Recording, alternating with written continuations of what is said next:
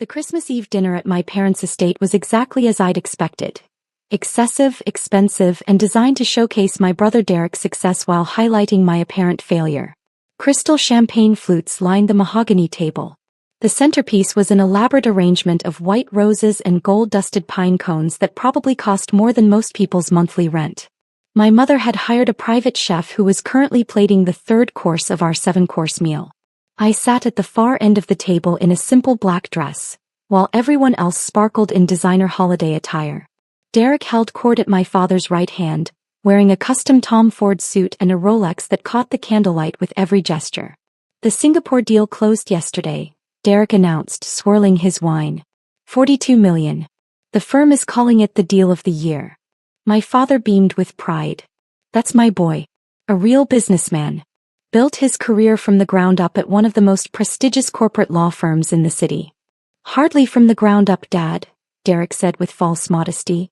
"You did introduce me to half the partners at the country club."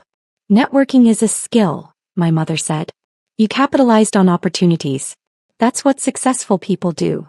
My sister-in-law Amanda, Derek's wife of 3 years, touched his arm adoringly. "He works so hard. 80-hour weeks sometimes. But that's what it takes to make senior partner before 40. "Partnership announcement is coming in March," Derek said confidently. "My billable hours are 30% higher than any other associate. It's practically guaranteed." My Uncle Richard raised his glass. "To Derek, the pride of the Morrison family." Everyone drank. No one looked at me. The chef placed the next course in front of us. Some kind of deconstructed duck with microgreens and a reduction sauce. My phone buzzed in my purse. I ignored it. "So, Emma," my Aunt Caroline said, finally acknowledging my existence. "How's the receptionist job going?" "It's going well," I said calmly, cutting into my duck. Derek snorted. "Still answering phones in the lobby? Got it. You're 30 years old. At least you have a job, I guess." The table tittered with polite laughter. "What company is it again?" Amanda asked, her tone suggesting she already knew and found it amusing. "Meridian Solutions," I said. "Never heard of it," Derek said dismissively. "Some small firm, I assume. Can't be very important if they have their receptionist working on Christmas Eve." "I'm not working today," I said. "But you're always on your phone," my mother said with a sigh. "Even at family dinner." Shrewd Emma. "Whatever calls you're screening can wait." "You're right," I said, placing my phone face down on the table. "I apologize."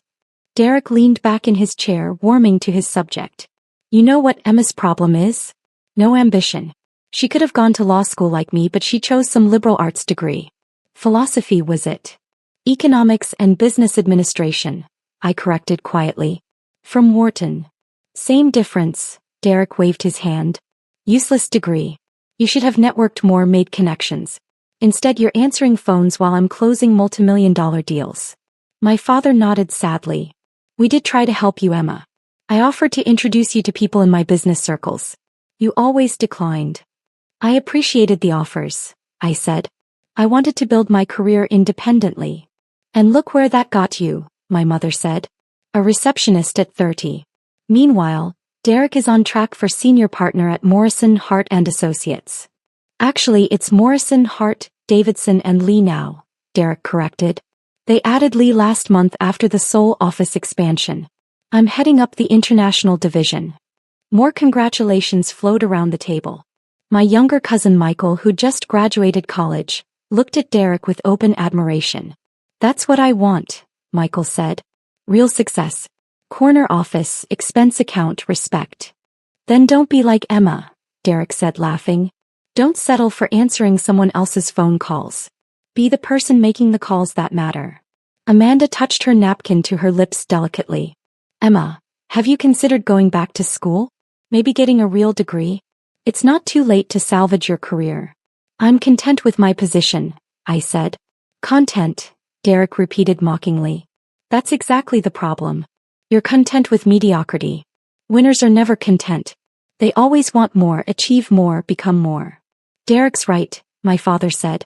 "Complacency is the enemy of success. You need to have drive, ambition, the hunger to reach the top." My phone buzzed again. And again. 3 messages in quick succession. "Your receptionist job needs you?" Derek asked sarcastically. What's the emergency? Someone can't figure out how to transfer a call. I glanced at my phone screen. 3 messages from Marcus Chin, CEO of Meridian Solutions. Marcus, board meeting moved to 7 a.m. tomorrow. Need your approval on the acquisition documents. Marcus, also the Times wants a quote for the year-end profile piece. Should I have PR handle it or do you want to respond directly? Marcus, sorry to bother you on Christmas Eve, boss. I typed back quickly. Approve the acquisition. Have PR send me the draft response. I'll review tonight. Seriously, Emma? My mother said. Put the phone away. This is family time. Sorry, I said again, setting it down. Derek smirked. Let me guess. Your boss needed you to order office supplies? Or maybe someone spilled coffee in the lobby and you need to call the cleaning service. The table laughed. Even my father chuckled. Something like that, I said neutrally. This is what I don't understand, Amanda said, leaning forward. You went to a decent school, you're reasonably intelligent, you come from a good family. How did you end up as a receptionist?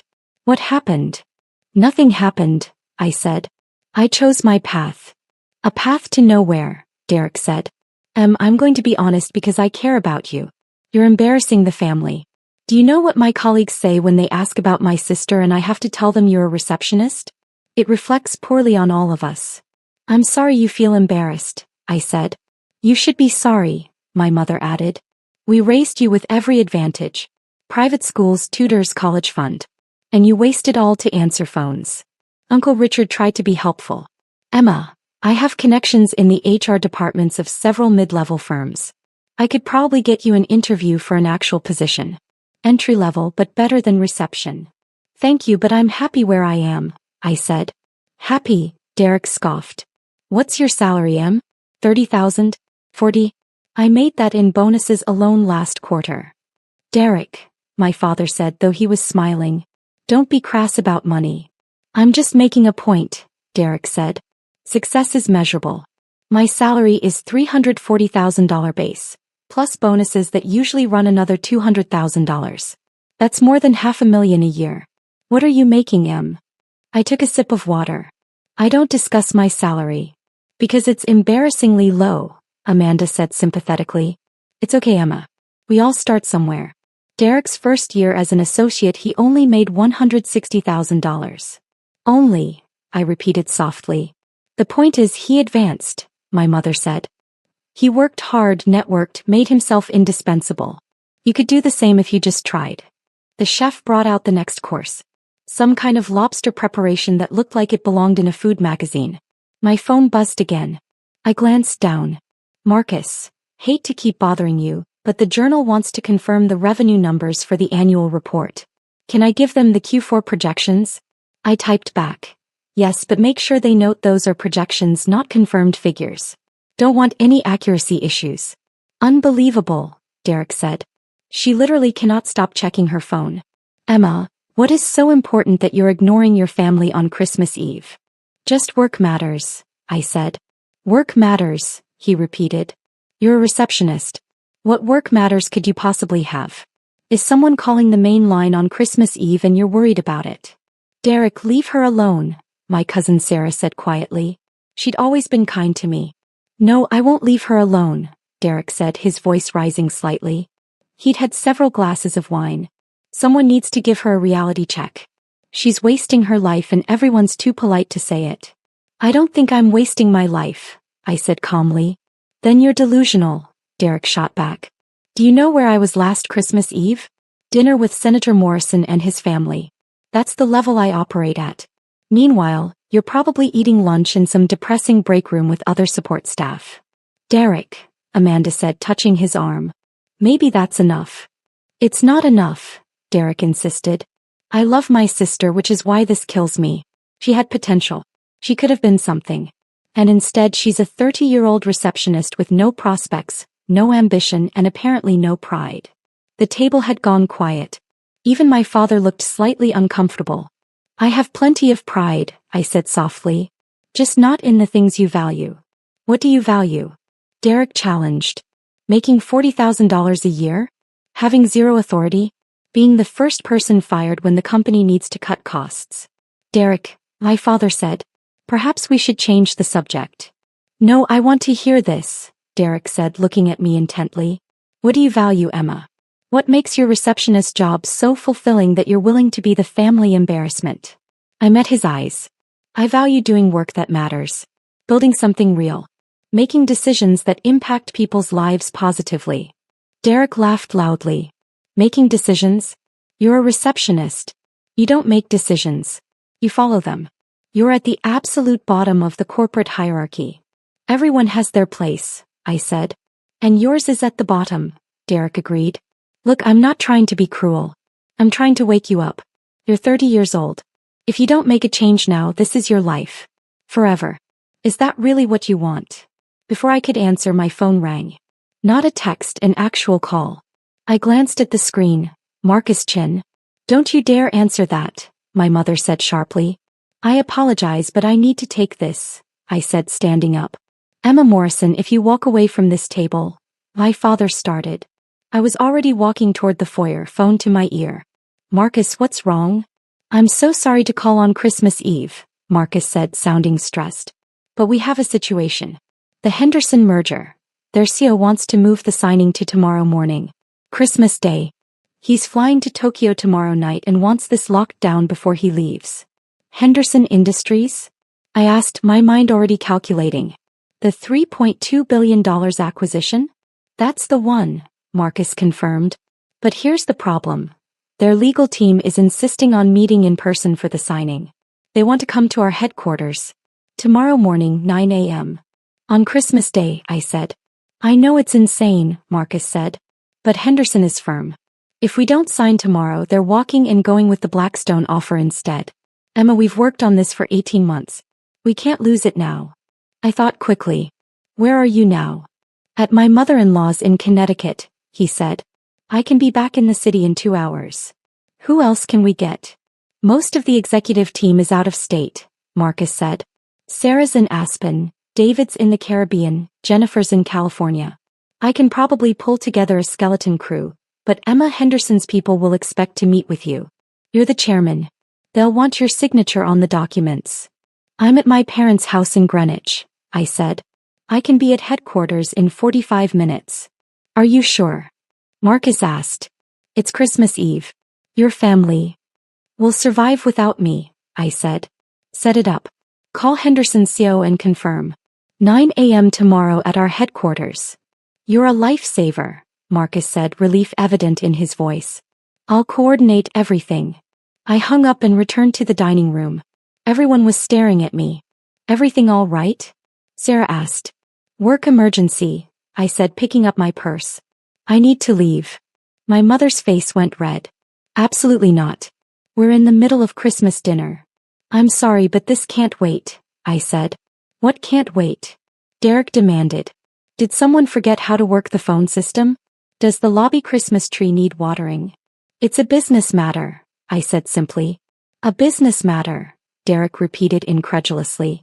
You're a receptionist. You don't have business matters. You have phone calls to transfer and visitors to sign in. Nevertheless, I need to go, I said. My father stood up. Emma, sit down. Whatever this is, it can wait until after the holidays. It really can't, I said. This is ridiculous, my mother said. You're being incredibly disrespectful. We planned this dinner for weeks. And I appreciate it, I said. But I have responsibilities. Derek laughed harshly.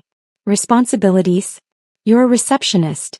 Your responsibility is to sit at a desk and smile. It's not like you're closing a major deal or managing a crisis. Your support staff, Emma. Replaceable, forgettable support staff. Derek, Sarah said sharply. That's enough. It's not enough, Derek insisted. She's walking out on Christmas dinner for a job that doesn't matter. For a position with zero importance. She needs to understand how pathetic this is. I looked at him calmly. I understand you see it that way. Because it is that way, Derek said. You know what? Fine. Go answer your phones. Run back to your little lobby desk. Meanwhile, those of us with real careers will enjoy dinner. Enjoy, I said, heading toward the door. My mother called after me. If you leave now, Emma, don't bother coming to New Year's. We're done accommodating your nonsense. I paused at the doorway. I understand. Merry Christmas, everyone. I walked out to my car, a modest Honda Civic that Derek had mocked when I arrived. Couldn't even spring for a luxury car on your receptionist's salary? He'd said. The truth was I owned 6 cars. The Civic for low-profile situations, a Tesla Model S for regular use, a Range Rover for winter, a Porsche 911 for fun, and 2 vintage cars in climate-controlled storage. But Derek didn't need to know that. I drove toward the city, calling my assistant on the way. Jennifer, I said when she answered. Sorry to interrupt your holiday. No problem, Ms. Morrison, she said. She was my executive assistant, one of the few people who knew exactly who I was. What do you need? Henderson merger is happening tomorrow morning, 9 a.m. at headquarters. I need you to activate the building, get security in place, prep the main conference room, and coordinate catering for approximately 20 people. On Christmas Day, she said. Challenge accepted. Anything else? Make sure the signing documents are ready and the legal team has reviewed every clause. This needs to be flawless. Consider it done, Jennifer said. I'll have everything ready by 8:30 a.m. You're amazing, I said.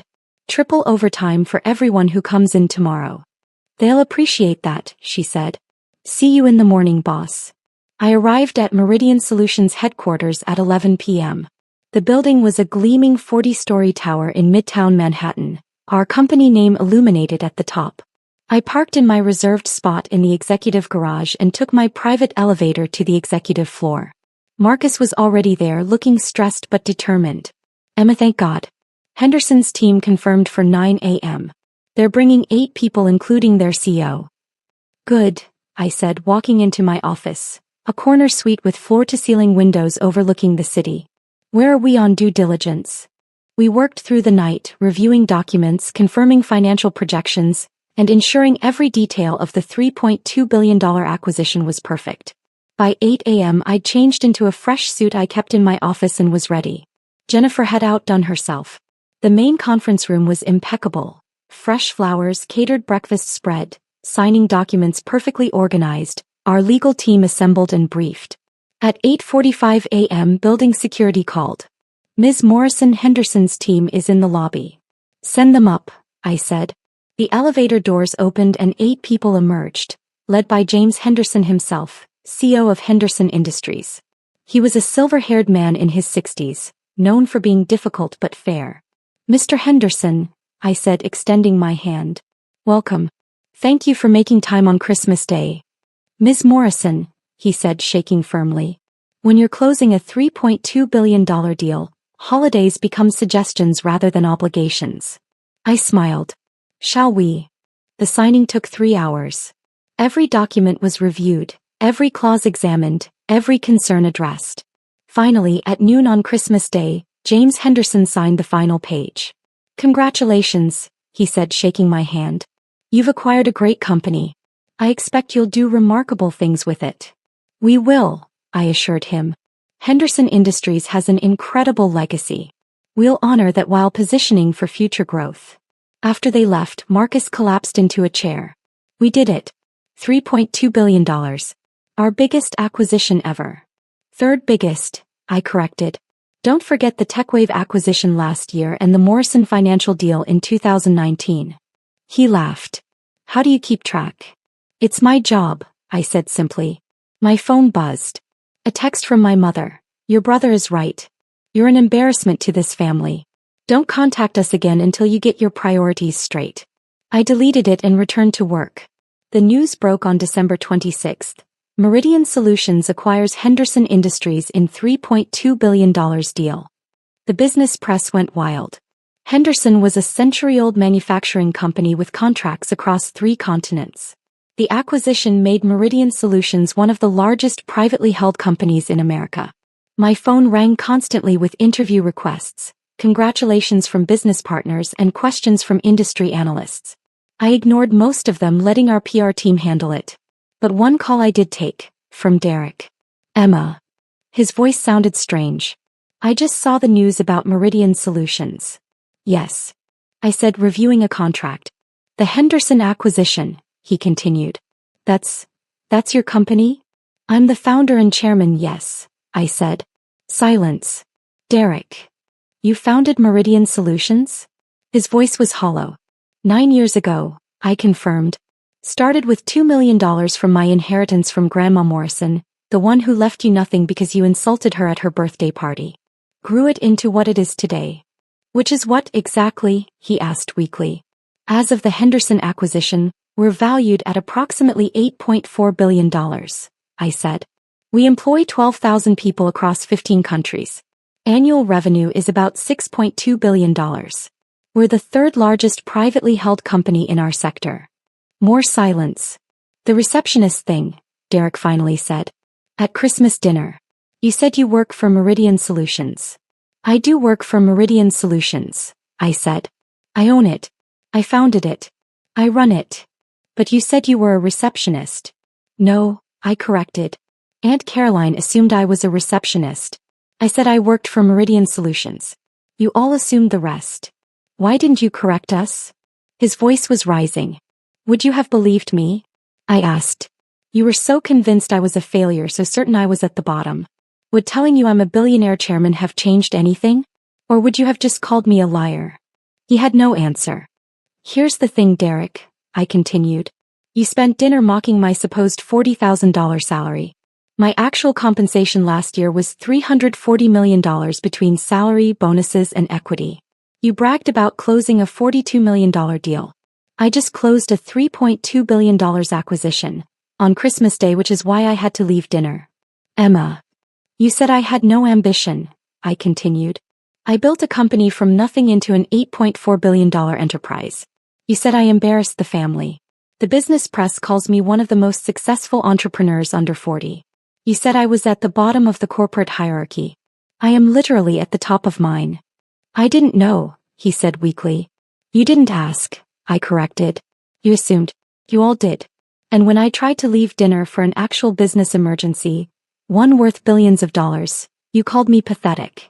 I could hear him breathing on the other end of the line. I need to go, I said. I have a company to run. Merry Christmas, Derek. I hung up. Within an hour my phone exploded. Calls and texts from every family member.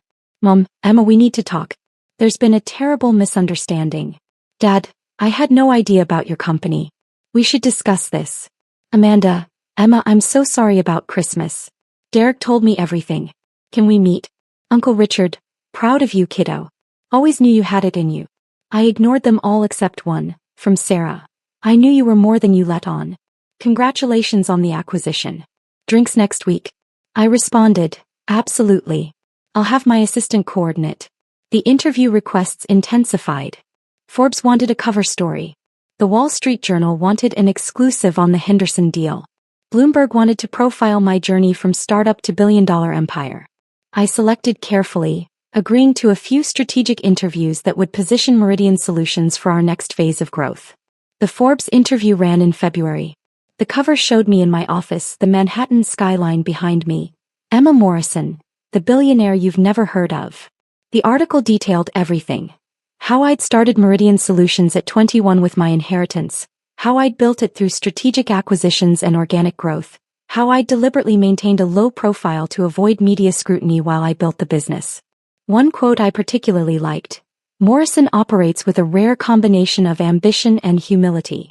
While other tech billionaires seek the spotlight, she's been quietly building one of America's most successful private companies. Her approach is simple. Hire the best people, empower them, and stay focused on long-term value creation rather than short-term publicity. The article also mentioned, almost as an aside, that my younger brother Derek was an associate at a mid-level corporate law firm. The reporter had clearly done their research and noted the irony. My parents called immediately after the Forbes issue hit newsstands. Emma, my mother said, her voice strained. We need to talk about this article. What about it? I asked, reviewing quarterly projections. It makes Derek look bad, she said. Mentioning him like that, comparing his career to yours. It's humiliating for him. I didn't mention Derek, I pointed out. The reporter included that detail on their own. You could have asked them to remove it, my father said. He was on speaker. Why would I do that? I asked. Because he's your brother, my mother said. Because family protects family. I set down my pen. Did Derek protect me at Christmas dinner? When he called me an embarrassment. When he said I was pathetic. When he mocked my supposed receptionist job in front of the entire family. Silence.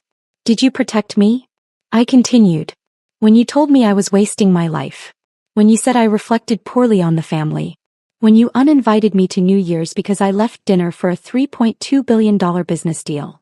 We didn't know, my father said weakly. You didn't ask, I corrected, the same words I'd said to Derek. You assumed. You judged. You mocked. And you never once considered that maybe, just maybe, you didn't have the full picture. Emma, please, my mother said. We're your family. We made mistakes, but we love you. Do you?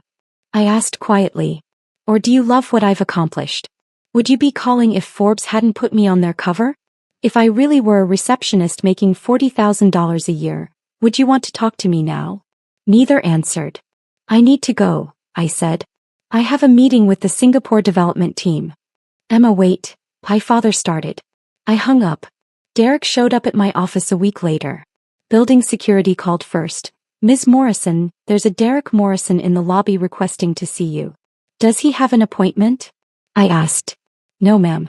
He says he's your brother. I considered. Send him up. He arrived looking diminished somehow. The confident swagger from Christmas dinner was gone. He stood in my office doorway, taking in the view, the furniture, the obvious markers of success. This is quite an office, he said. Thank you, I said, not standing. What can I do for you, Derek? He sat down without being invited. I came to apologize. Okay. That's it, he asked. Just okay. What do you want me to say? I asked. You've apologized. I've acknowledged it. Is there something else? He looked uncomfortable.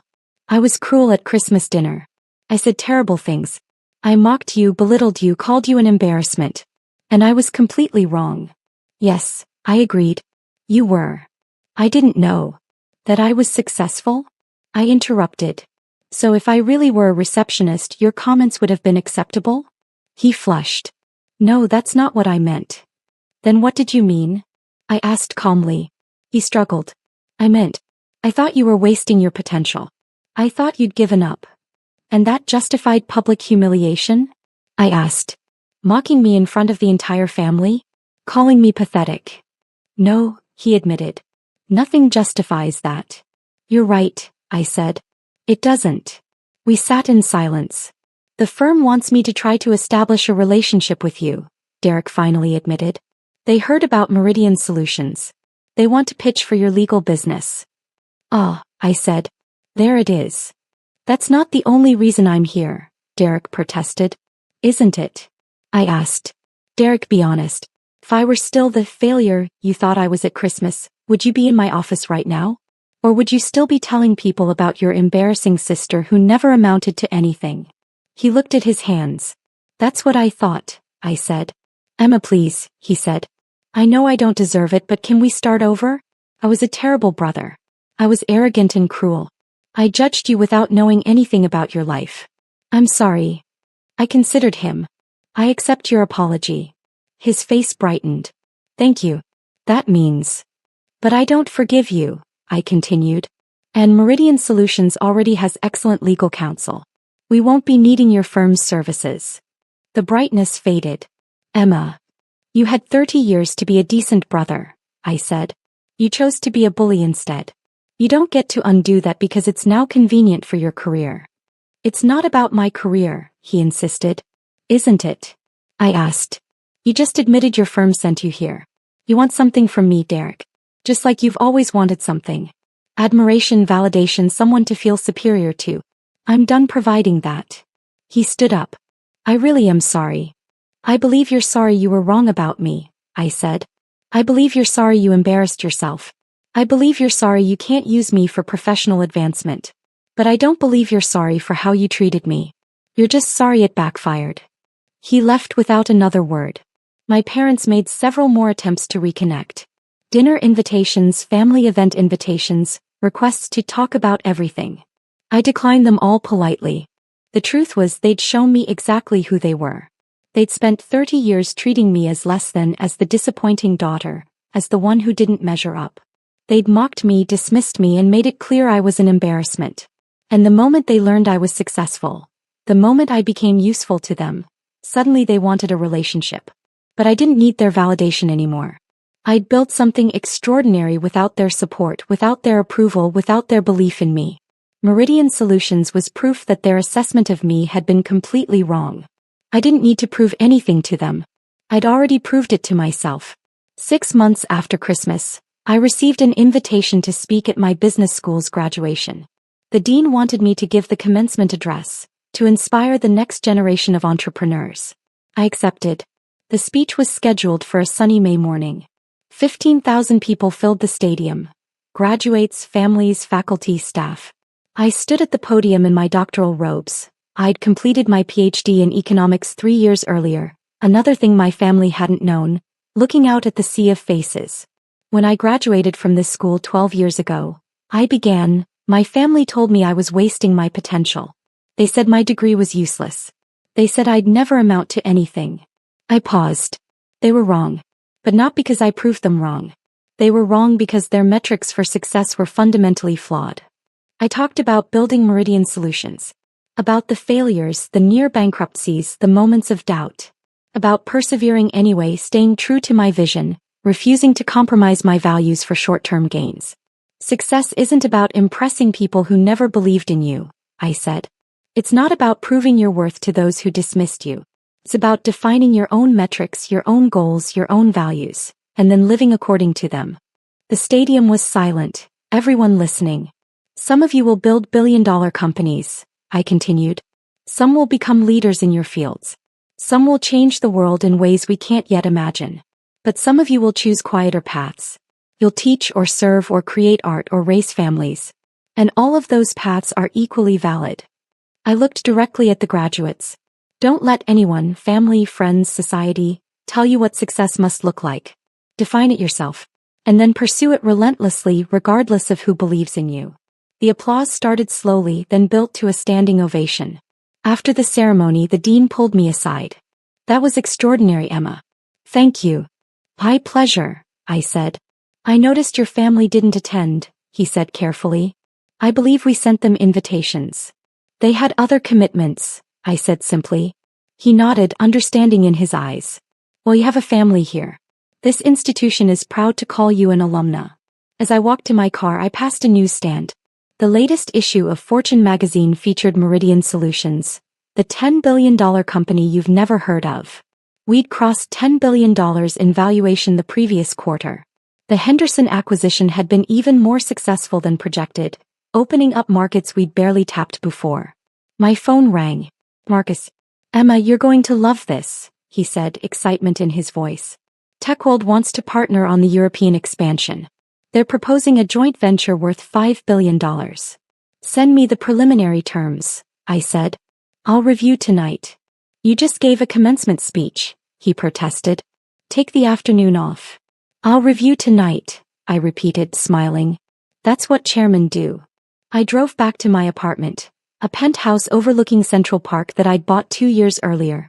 My sad little apartment had been a strategic choice, a place to live while building the company. This was the reward for that discipline.